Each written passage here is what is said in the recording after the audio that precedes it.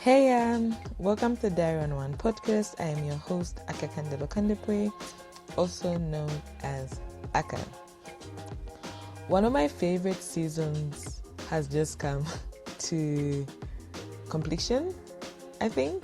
Yeah, because I think that I have this one season where I see a transition and it always takes me back to my transition, and it also takes me back to conversations we should be having with the people, or I think it would be kind enough to have with the people coming into society.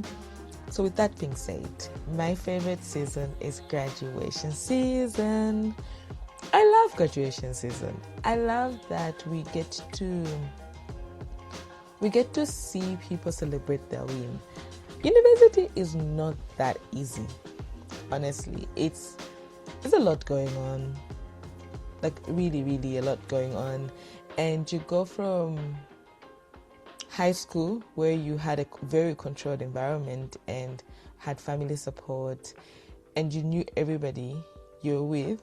If you're from a small town, if you're lucky enough, you move to a different town or city, then start university, and you're stuck there for like 4 to 5 years. After that, you graduate. After graduating, you then transition back. Some transition back very early.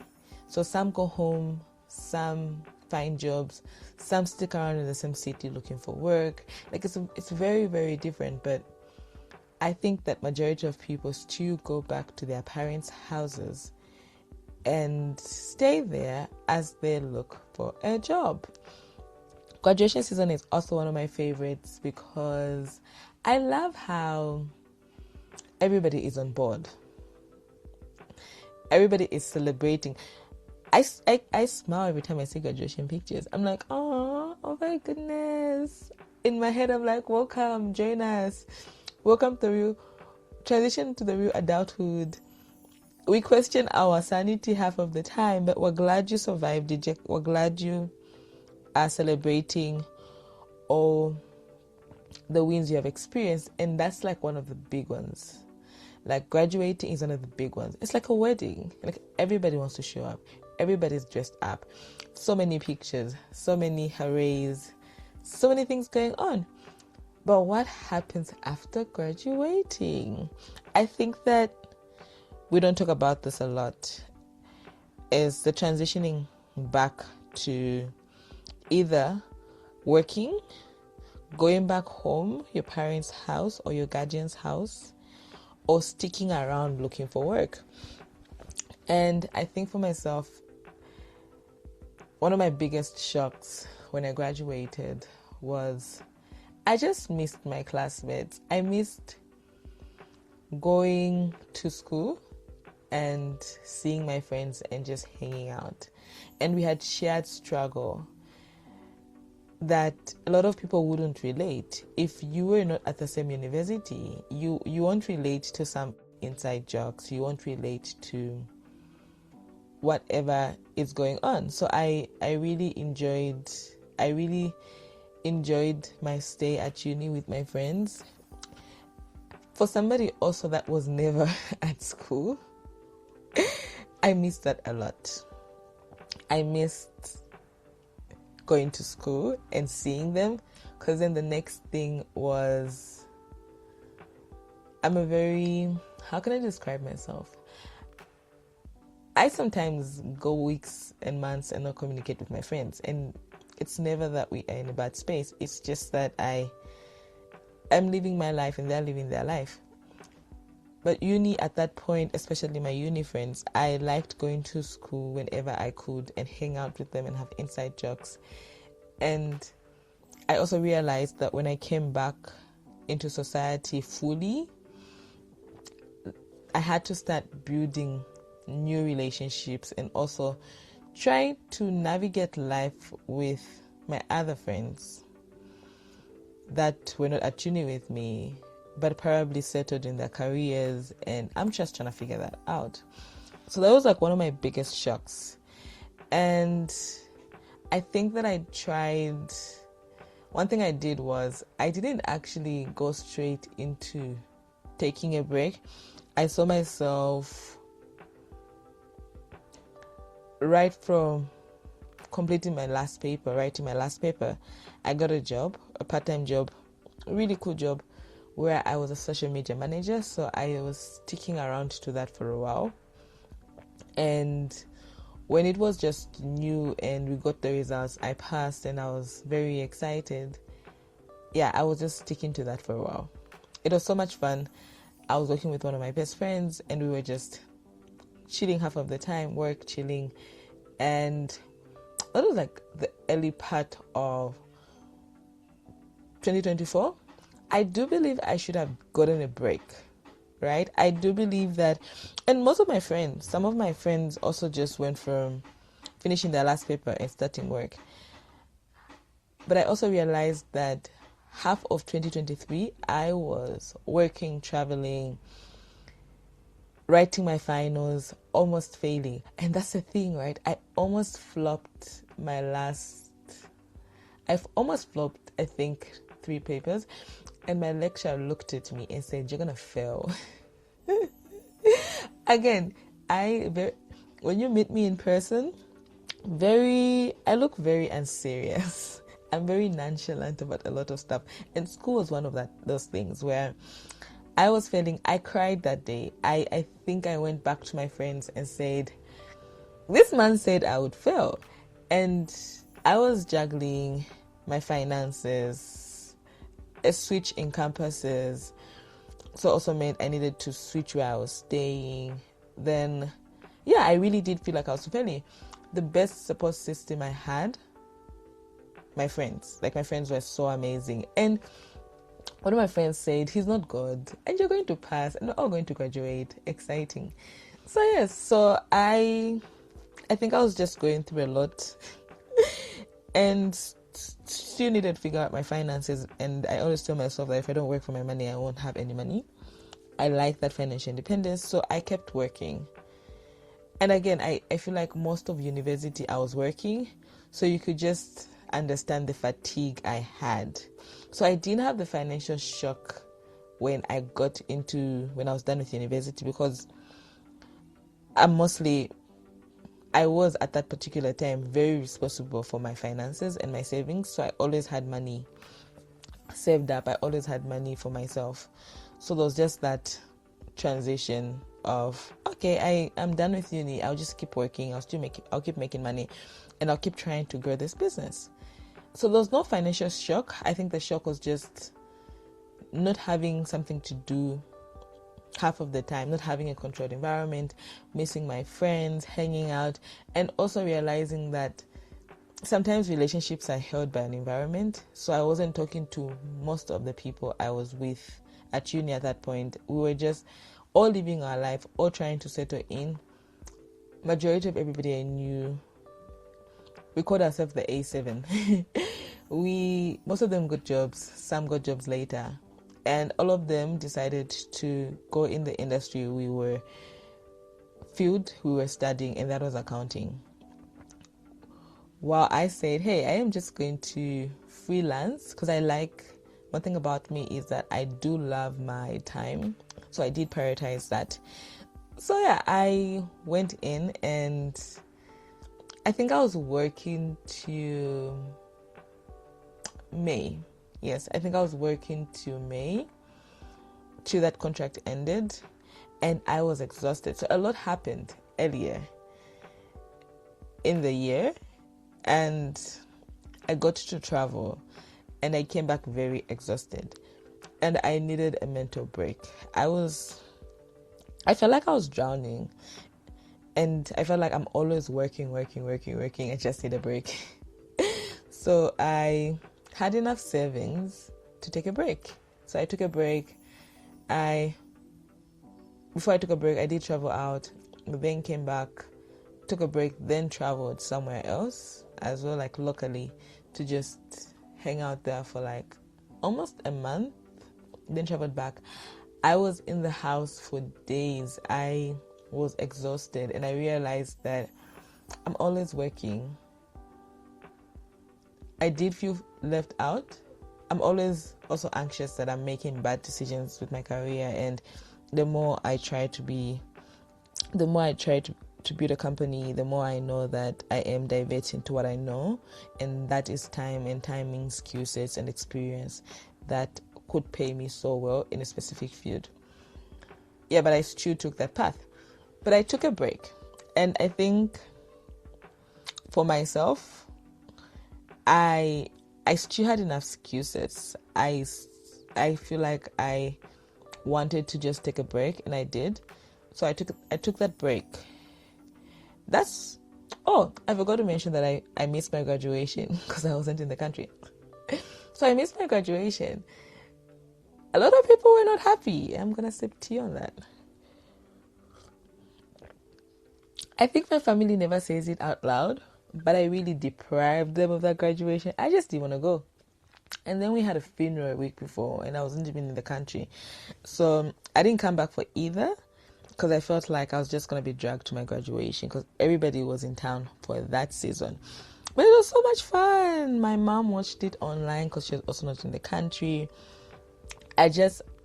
Again, finishing uni, for somebody that likes graduation, I'm graduating on Tuesday for a program I was doing. I'm very excited for it now. But finishing uni and not attending your graduation is crazy. I love graduation season, but I told myself I'm not going. And for so many reasons that happened in that moment, I told myself I'm not ready and I'm not coming. I'm not coming back. And if I come back, it meant that I needed to forfeit whatever I was doing, which was a great program, the great university, and I just do not come back. Fast forward, I come back and I was so tired, so lonely, grieving, travel fatigue, and I was also just tired of people. I think I communicated to everybody that was important to me that I was taking a break, and I took a break. The only thing that I was doing in that season for like 6 months to October was volunteering for Circus Zambia. They were running a mentorship program, and I just was volunteering. Why am I giving like a brief history of my life after uni? Is sometimes it's not as straight, and I think that people don't talk about it enough. I think that straight on, everybody wants to just tell you you're gonna get a job, tell you you're gonna get a job in that specific field you were studying, and tell you deserve the world.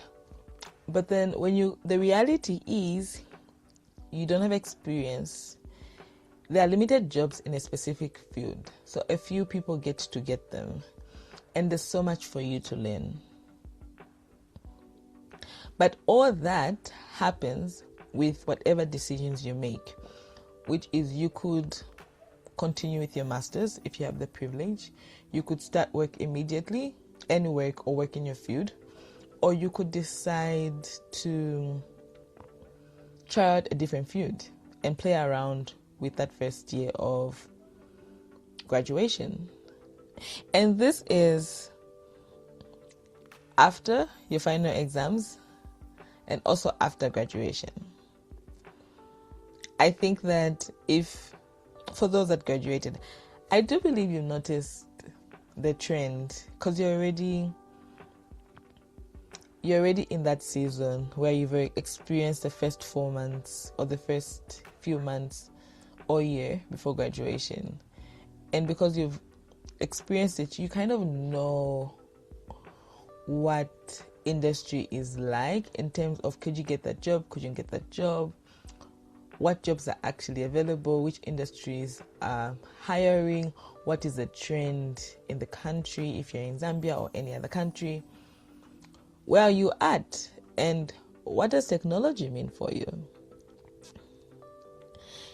And I think that for me it was very funny because then I said not working, and not working as an accountant in that field, like not working as an accountant, and to trying out business and running a podcast.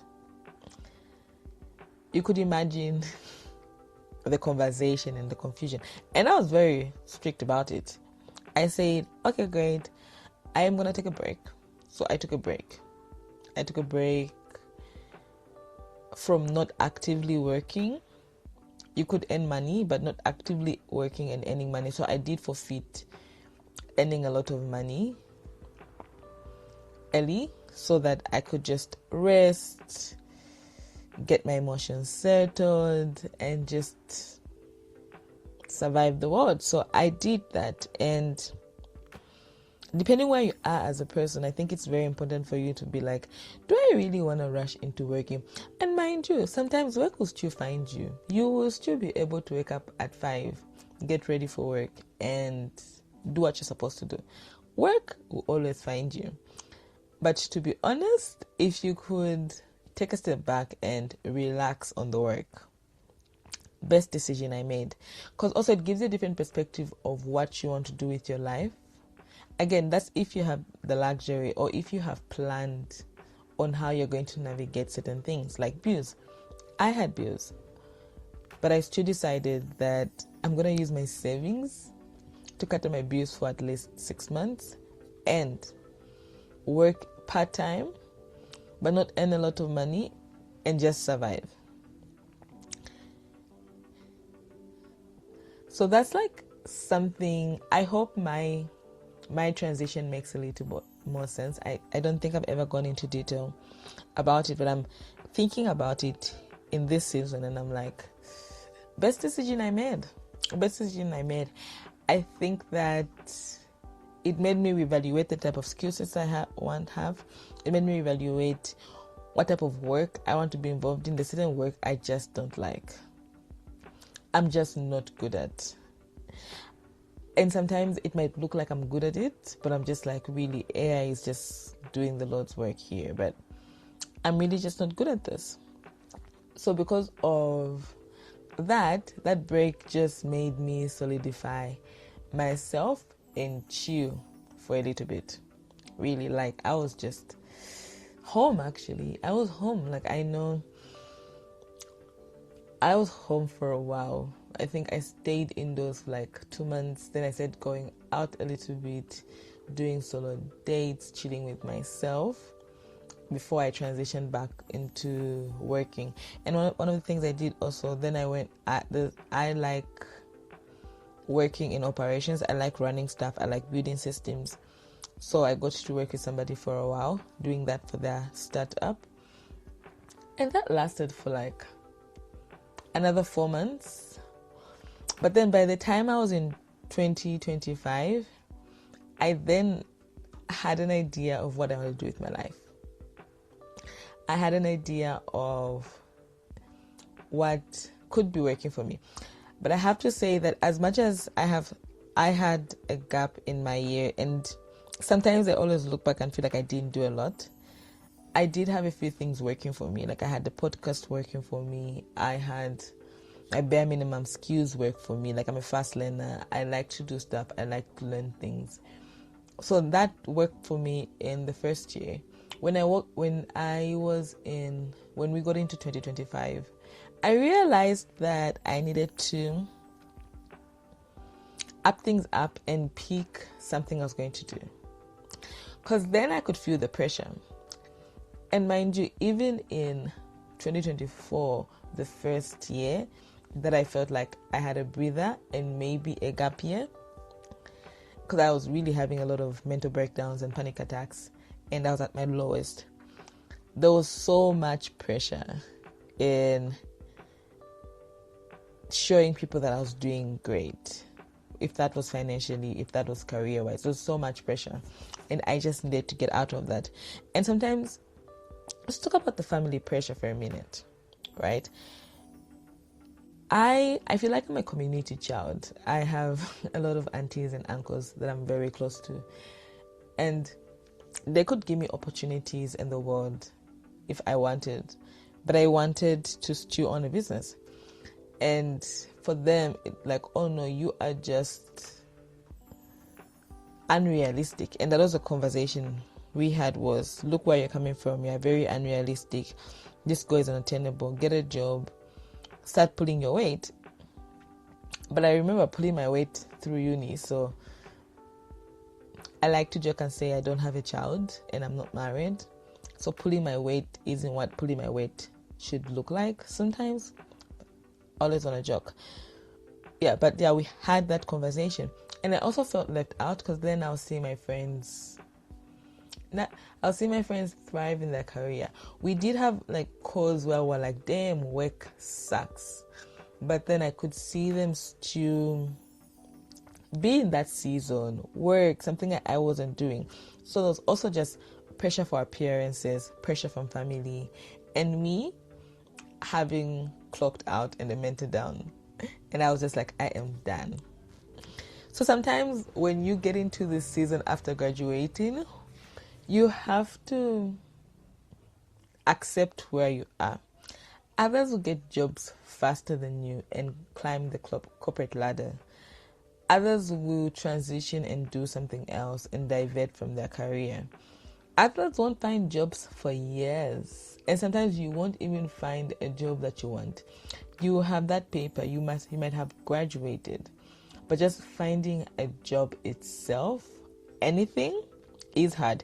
And honestly, this is one of the conversations we're always having. It's hard to find a job.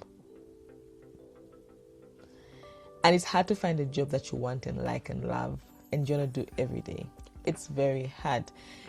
And I wish this is something I was told before graduating. Because before graduation, they tell you, oh, prospects of my university did that. We had a part where they told us, oh, as an accountant, this is what you could do. Well, in the real world, that's unrealistic. Of course, I did mention that some of my friends did find their jobs, the jobs that they wanted in a specific field, which was the accounting field, faster. Whatever that branch it is, auditing, just an accountant, procurement, like whatever that is. For me, who wanted to do something different and then also discovered she wants to study abroad and then realizing she kind of doesn't qualify to study abroad in certain capacities and she needs to do other stuff to qualify. Exhausting. And this is something I wish somebody could come up and just tell me after graduating or after writing my last paper or before writing my last paper in my final year is it gets harder.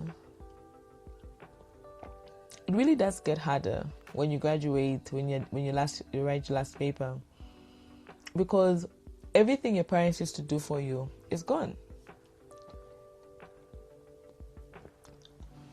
They don't feel like doing certain stuff for you. Or they just want to prioritize your siblings. Or they want to prioritize doing other stuff. That income that you're receiving won't be there.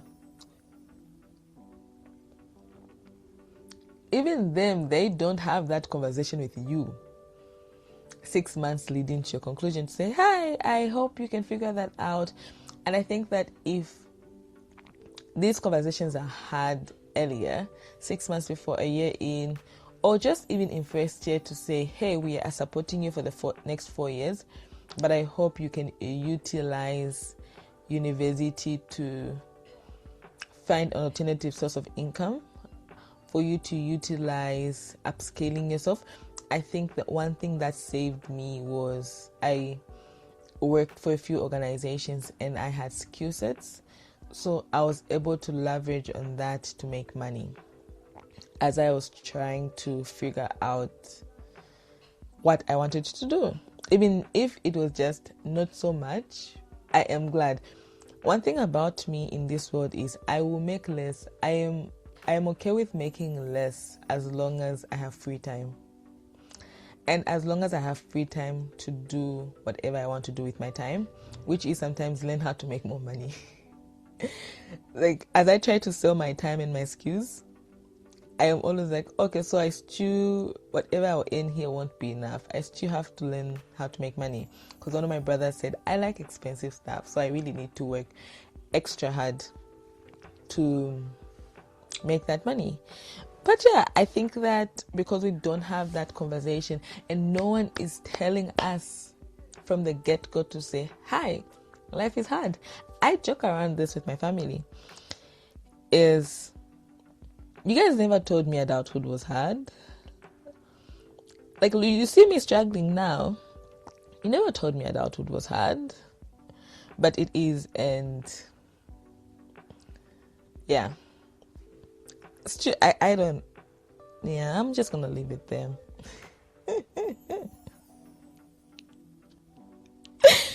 So I have given you like a rundown of the pressures I faced, how I transitioned, how my first year out of university was like, and some of my struggles. Really did feel isolated and lonely. But then I moved past that, and 2025 was that time where this is 2026 and I still haven't figured it out, but I did feel like I had a hang of whatever was going on. And because my contract ended with the job I had earlier, the job I got, I think it ended in January, and I was traveling in January, I decided to take another break. I decided to take another break and travel. I realized I missed my grandparents. I have my grandpa in Livingstone. My grandmother lives in Mongu. I missed my grandparents. I was traveling, doing some summits, but I also just wanted to go home and chill and be a granddaughter in someone's household. Like, you know how they pay for everything? Like, they pay for your data. There's Wi-Fi at home. So they pay for your data. They pay for your food. You could really just wake up late. Like, I also felt good. I felt reconnected. Like, I needed to reconnect with my people. I don't think that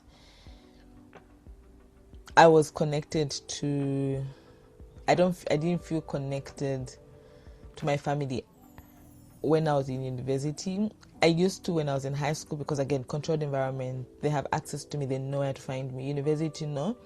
And then earlier in 2024, we lost my sister. So also that made me feel a disconnect with even how we lost her. So I just wanted to kind of hang out with the odd guys in the family and just breathe. So I did that, and it was so much fun. But I have to add that I was broke. Because again, the only reason I survived 2024 was that I was working through uni, I was saving money. 2025, I didn't work as much. I didn't have enough savings, so I didn't have money. I didn't have money to run the podcast. I didn't have money to do my day-to-day. Not that I was running hungry. Like, there's always going to be food. There's always going to be transport. But I just didn't have money, and I had to always ask for money. So yeah, I needed to get out of that quickly, and I found a gig to work on something. Again, for me, what's very important when you graduate and when you're transitioning into adulthood is teaching people what you're prioritizing. And for me, I'm always prioritizing rest. Like, I'm always prioritizing how I spend my time. So if you offer me a job that takes most of my time, I always do the ratio, and I'm like, I could make this from home, so let me stay home. And in that season, I just wanted to travel, so I was forfeiting money mostly in traveling. I just needed to have enough to survive. One of my broke seasons, I must add. But I needed to snap out of it very quickly, and I'm trying to be an inspiration. I needed to figure out what my purpose is. But one of my mentors always says, make money however you can make money, passion later. And I'm always grateful to the podcast, because the podcast is very grounding and it serves my purpose. even when I'm doing other stuff and work, it always serves my purpose. So it was just one of those things where I still had to figure out. For somebody, I think that if you follow my work and you'd be like, but I thought she was doing so great the last 2 years. To be honest, I don't think you can ever figure out life or adulthood and transitioning after university. I feel lost most of the time. I feel left out because then I look at most for me, and I'm very open to this with my friends. I kind of get jealous that they're climbing the corporate ladder and they are getting their professional licenses and they are thriving in their careers. I admire that. I want that. But I also realized that that's not my path very early. And my path will always be build a company that helps young people reach their full potential and make money out of it. Again, I want to be a billionaire. So straight on was knowing that I can't make billions as an employee. So even if society tries to push me in a specific way, because for example, my grandmother wants me to be a doctor, so she wants me to get my master's, my PhD, so I can be called a doctor. And I'll probably get my master's in a few years. A PhD is a stretch, because that's not my thinking. And you get into a place where one of my favorite things about 2025 also was, when are you going to get married? You now start having the marriage conversation, and they now also approach, like they say it to your face, like, oh, like, you're always home, don't you want a boyfriend?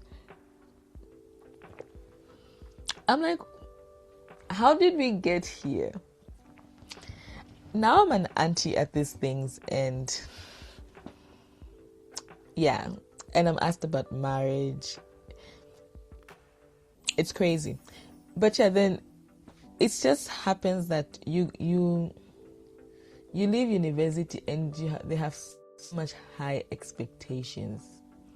They have so much things they feel like you could do, which is not wrong, but which is also draining, because you want to be as respectful as possible. And then you look at your friends, everybody seems to be doing great. I appreciate my uni friends a lot, because sometimes we used to call each other in the first year and second to just rant about how life sucks. How life is hard, how we're working at 10 p.m., how nothing is adding up. For me, I'd be working all those hours and not make money, because I'm working for my own project. So it's all those little things that don't add up, but added up in the end and was just a lot going on. So for me, I still feel lost. I still feel like, maybe if I do this differently, maybe if I make this decision, and I'm constantly having this conversation with my mentors, and I'm constantly doubting myself. And I think it comes with the trait of being an adult. Is we're all taking a chance. It might not work out. Really a 50-50 game. And it's really up to you to figure out what is in that season. But expect yourself to feel lost as a new graduate, and when you're in society. Expect to feel left out, because the problem of social media, it shows that everybody has it figured out. No one is going to tell you that they don't have it figured out.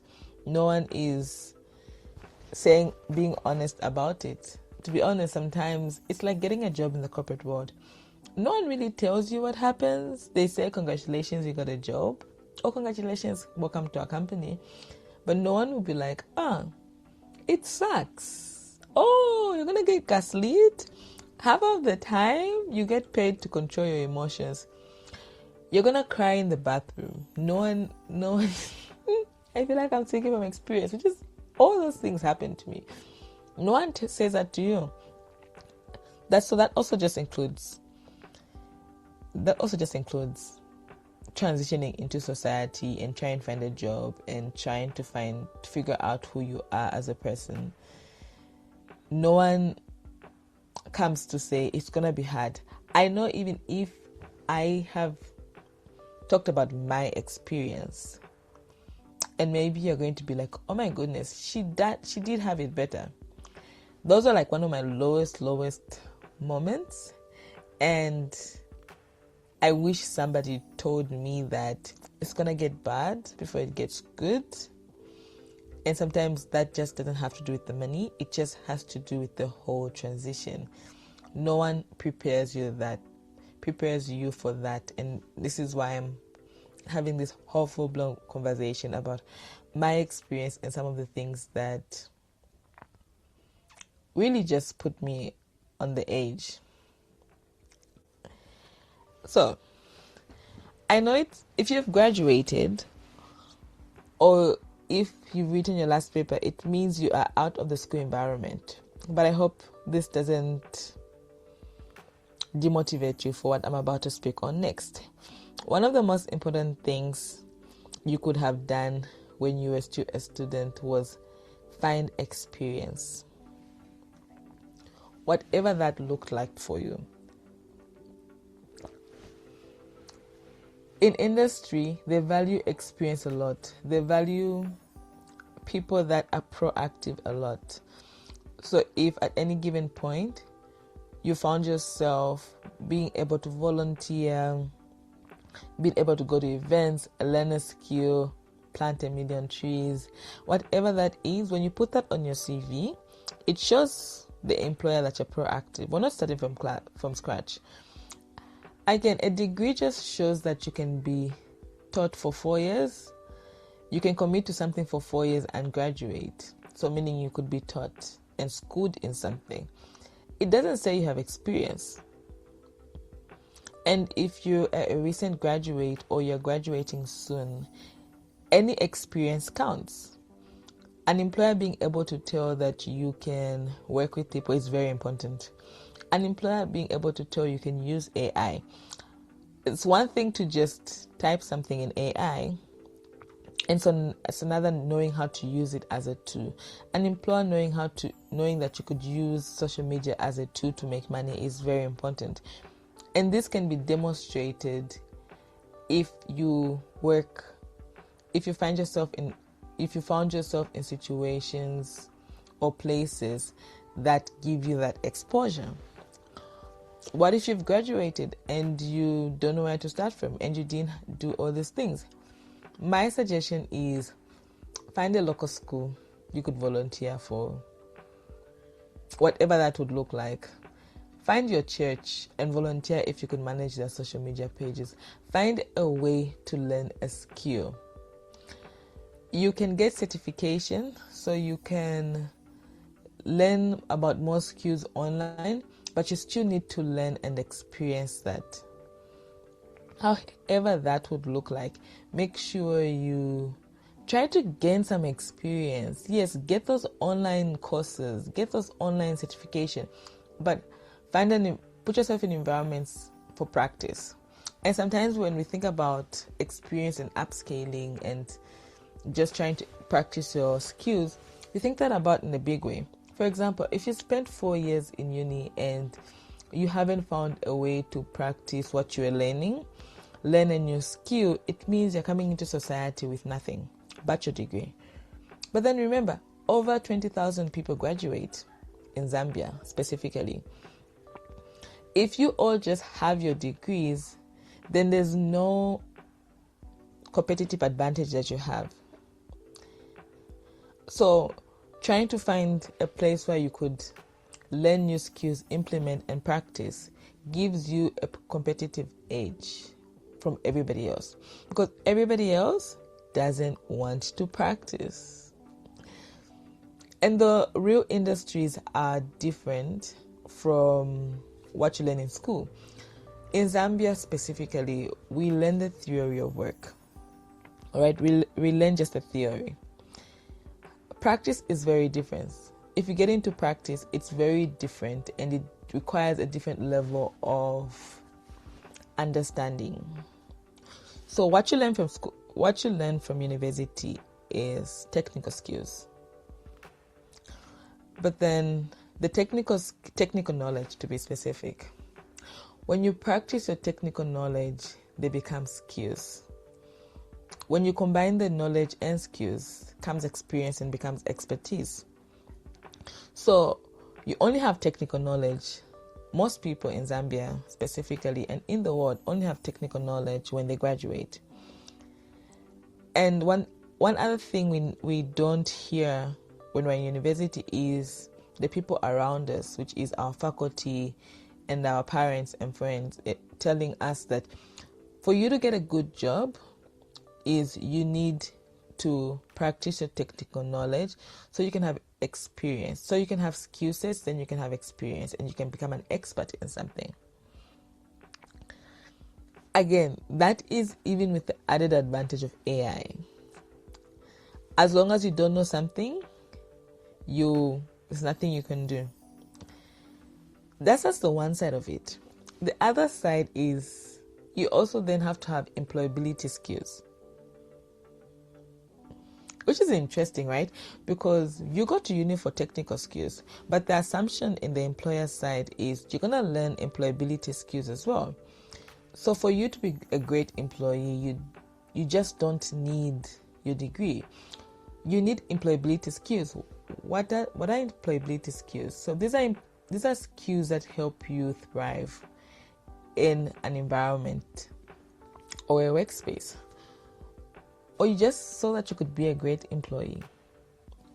So some of the employability skills they will expect you to have and you have to learn to cultivate them is communication, writing, how to work with other people, etc. So it's those things where I wish we had more conversations about them, because what do you mean my degree is not enough? But then with my degree, you're only saying I only have technical knowledge. And that technical knowledge is great, but I need to be able to put some skill set in it. But for me to be able to get experience, I need employability skills. And what do you mean that simultaneously in university I was supposed to do that? Unconsciously, I did that. I didn't know that I was cultivating employability skills. And this is why in the beginning I mentioned that when you're still students, opportunities always show themselves where you can learn to cultivate employability skills. You working with an association, you helping out managing an association's social media platforms, you leading a project at school for students. That's you cultivating the skill sets. If it's given to students this way to say, hey, we're happy you're here to learn. We're happy that you are looking forward to this and you want to be 100% student, an A+ student. But we also are creating environment for you to gain some employability skills, and we want you to do it this way, and these are the opportunities. Because even if you're an A student and you don't have employability skills, you might not get that job you want. You might not get a job early. Others who have experience, even from basic things as leading orientation or a school project for an association, will have employers who have preference over an A student. I wish we came out like that and said that to students, like straight on. And I wish a lot of experts came out to say, hey, this is what's going on. And if you want to be competitive and work in a specific field, you have to find ways to gain more insight and experience and practice what you are learning.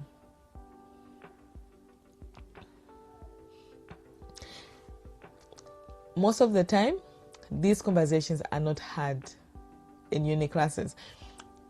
I'm trying to remember when I was a student, if that conversation was had, I'm privy to knowledge. I'm privy to certain things because of the mentors and the company I keep. So I was already doing these things unconsciously, but later on found out like, oh, okay, so what I was doing was this. But I wish most other people did that, because I wasn't an A plus student. I was a BC student, an average B student. I really just wanted to get in and make money. And that was just my passion. Also, get the degree and still make money because I needed the money. That has saved me a lot of heartaches. And that has also given me opportunity to kind of be where I am as a person. So if you're a student, take my advice. Make sure you're learning. Make sure you are getting those A grades. But find a way to gain experience.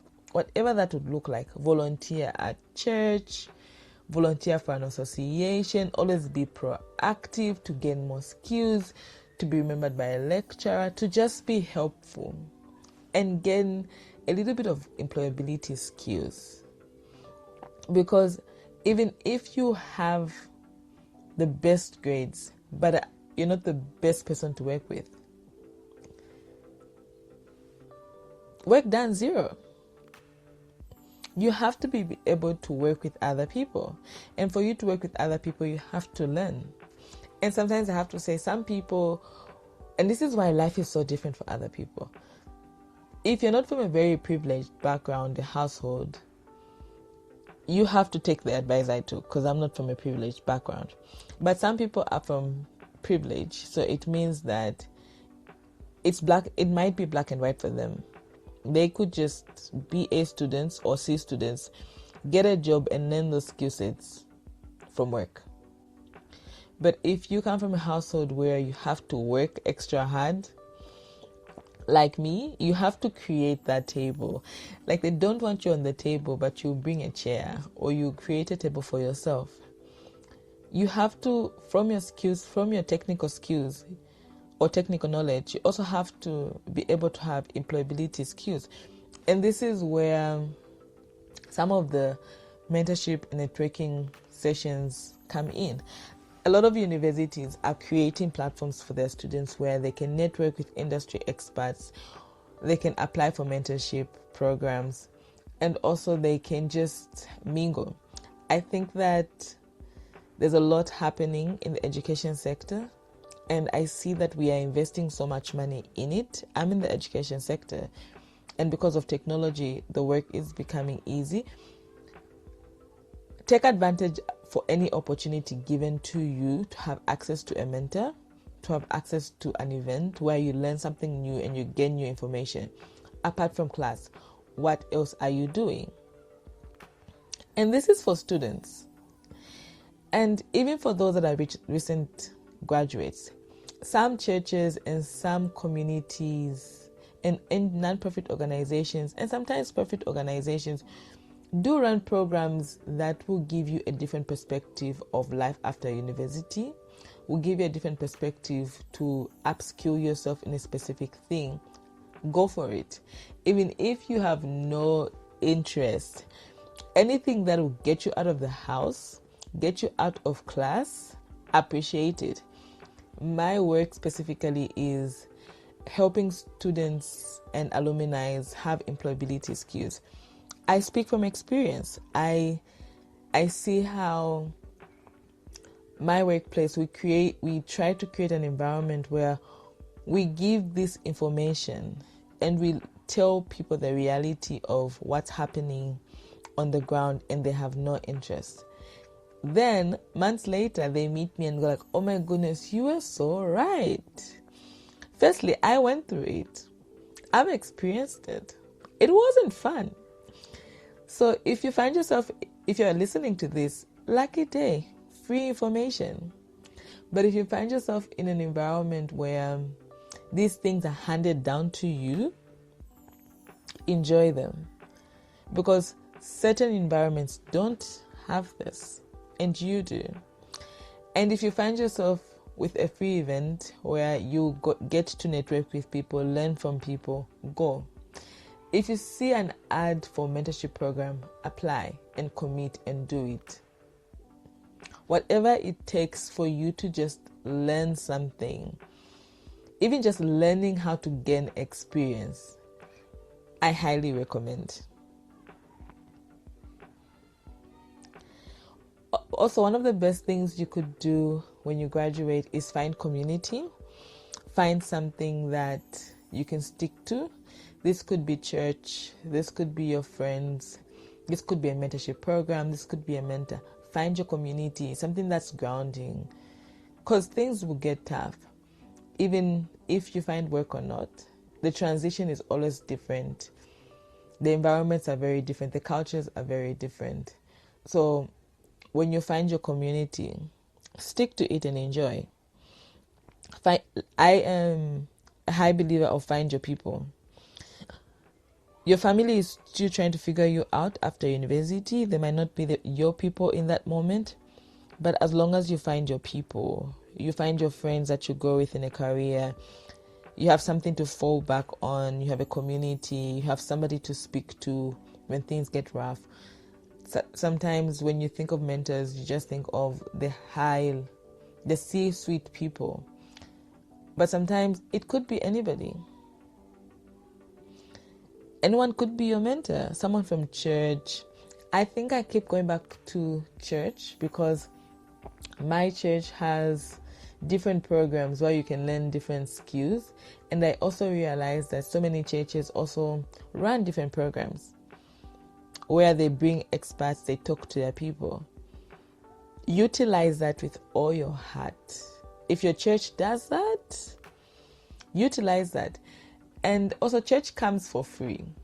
Like, it's one of the places where you could experience something for free, relatively anyway. Other places you really have to pay. So find stuff for free and do it. And I think that's like one of the things I did was find a lot of free stuff and attend them. Even free sessions, free mentorship programs, sign up for those. If there's any big thing happening in your town, attend it. But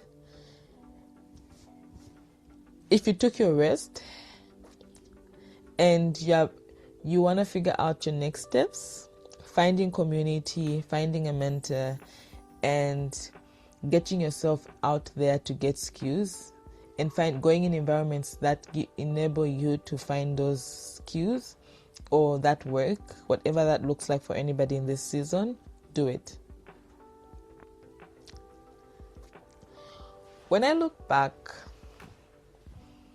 the past 2 years after graduating, I think that I wish I was told that building a company is not easy. I know the theory of it, right? I know the theory of it. I've read books about how it's not easy, but the experience of building a company and trying to figure out everything in between, I don't think my mentors could even explain that to me. Like, I'm always trying to figure something out every single time. I'm always trying to figure out how to pay a bill, how to scale whatever is the business I'm even thinking about scalable. I think for me personally, that was it. And I'm always going to be grateful to my family, my mentors, and my friends, because they really made the transition less hard. I know no one can ever take away your struggle, but it's also okay to find people. It's also great when you find people that will sit with you in the struggle. And this year is the only time a few things have started to make sense for me, for my business, for my podcast. And this is when it also feels like my family is kind of accepting my lifestyle. Like, oh, okay, because I work remotely most of the time. And for a typical African household, that doesn't sound like work, you know? If you're home, you're home. How is that work? So my advice is, I don't think it gets better with time. I think that you learn skills that help you navigate everything. And that's what matters. I know it's going to get harder for some people, majority of the people. This is just me sharing that you're not alone. I went through it. I just talked about it. And my experience will look very different from yours. I hope what your take here is that, it actually does get hard. But then it does get better. But then I think there's always just going to be an element of questioning your judgment half of the time. And I hope you know that. So, for all those that just recently graduated, congratulations. Welcome to adulthood. For everybody that's writing that last paper, almost writing that last paper, somebody close to me just wrote her last paper yesterday. And what I can say is, welcome. Take this time to rest, to figure out whatever you want to do, to write, to binge watch a few series like we all did. But don't stay home don't take a break for too long. Whatever that break look like, even if you don't find a job, find something to occupy your time. Do a short course online, attend a seminar, attend free classes, attend free networking events to meet new people and see what's happening in the world. Keep up with what's happening in the country, in the world. Look at the trends in your industry and just try to figure out where you are at. Also decide the person you want to become. I'm not going to talk about goal setting. I did an episode earlier this year, but goal setting is very important. Set your goals to the person you want to become. Visualize that. Decide who you want to become. Set goals that add to that. Learn how to use basic tools like Google, LinkedIn, Facebook, Instagram to make money. The best advice, learn how you can make money earlier on so that you don't have to struggle financially. But honestly, we're happy to have you on the other side. It gets hard. You cry sometimes. You will laugh a lot. You question your judgment half of the time as well. All that matters is you're going to have an interesting time. Sometimes the time of your life, sometimes not. A lot of things are actually normal. So thank you so much for listening to this episode. I hope for recent graduates, this makes a lot of sense. I hope you can resonate with me. And it's also okay that I might be alone in this struggle. But I hope you enjoyed this episode. If you know any recent graduate, anyone graduating in a few months, share this with them. I hope it helps them just navigate life after university. So with that being said, like, subscribe, and reshare. Bye for now.